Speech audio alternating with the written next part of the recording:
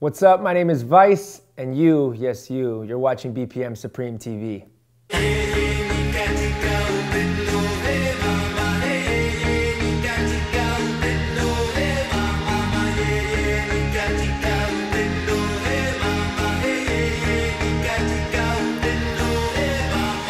At a young age, I was trying to figure out a DJ name, and this is pre-YouTube. This is internet wasn't around, so I grabbed the Webster dictionary and I just start flipping through it. And I literally, it didn't even take me that long. I just opened a page and it said Vice, like towards the end. And I was like young. I was like 12 at that time already, and it said Bad Habit. And I'm like, oh, that's cool. That's like kind of my bad habit right now. And I've never had another DJ name. It's always been Vice.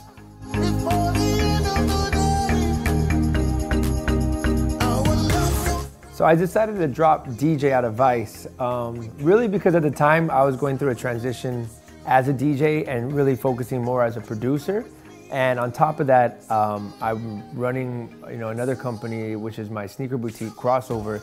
So I kind of had my hands in two different worlds, and I was like, I'm not just a DJ, like I have more to me. So I've been DJing a long time, so I just felt like, let me just change it up. Let me just drop the DJ and be Vice. And you know what? It's Vice or it's DJ Vice. It still does. They both still come to me because the name has been with me for so long. But it just felt like a good little refresh for myself.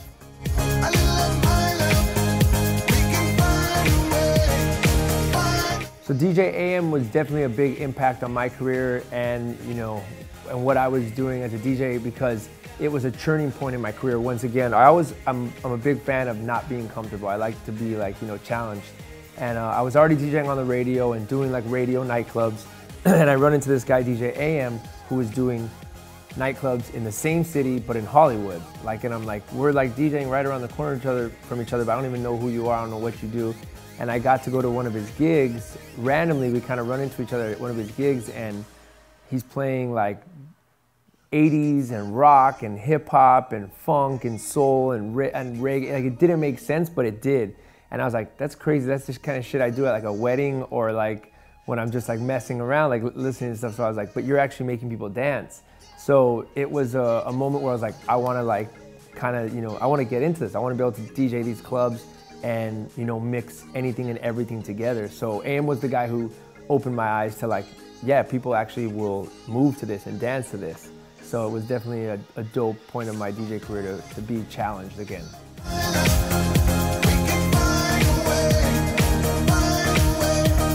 The radio, definitely helped me bring my name to all of LA and all the surrounding areas. I got on radio in 1998, which is way back. That sounds old now. Damn, 1998, I got on radio.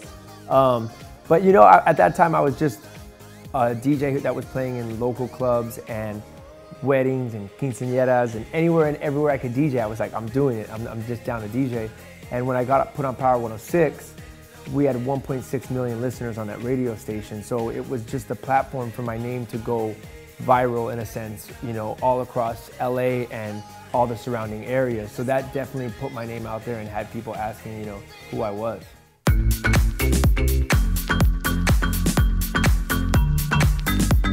Right around 2004, it was my next big break, because I was looking at my first big break being radio in 1998 and being like, wow, I made it to the radio. And then in 2004, I'm hanging with DJ AM at his first residency in Las Vegas. Actually, it was 2003, end of 2003, and he got a residency at Body English nightclub. And he's like, yo, I do Saturday nights here, you should do Friday. And I'm like, word. And he's like, put in the word to the owners. To cut the story short, they tried me out. I did it. I got my first residency in 2004 in Las Vegas, which opened up, now, in a sense, a worldwide audience to come see me play at a nightclub, not just LA people. You try to simulate it, and you're always holding on. World is Our Playground was actually my first released single on Ultra Records, the label that I'm currently signed to right now. And that came about me really just kind of searching for a song that fit who I am and what I'm about. And it was already written by my boy Mike Taylor. I came across it through a friend of mine, DJ Cheap Shot, played me a demo.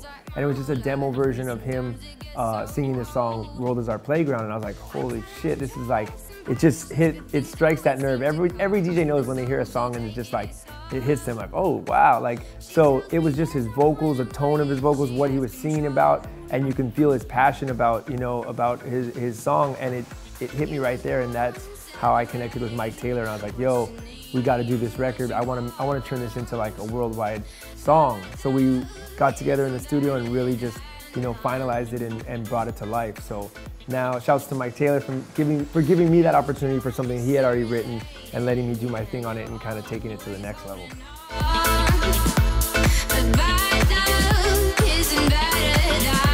I've never really put my focus into doing an album yet. I really just want to keep knocking out singles and not having any boundaries on what I can put out and what I can't put out. So that's why I've kind of just made random bootlegs, remixes of songs, and I search for, if there's a song I like and I want to remix it, I'll just try and track down the acapella or the stems, bug the label reps like, yo, send me this, send me this, send me this, and try and work on that. So I want to just keep pumping out music and really, whatever makes me happy to make, I'm gonna make it. On top of that, I'm really focused on my store, my sneaker shop Crossover, which is in Santa Barbara and Vegas, and really just, you know, branding the sneaker boutique worldwide.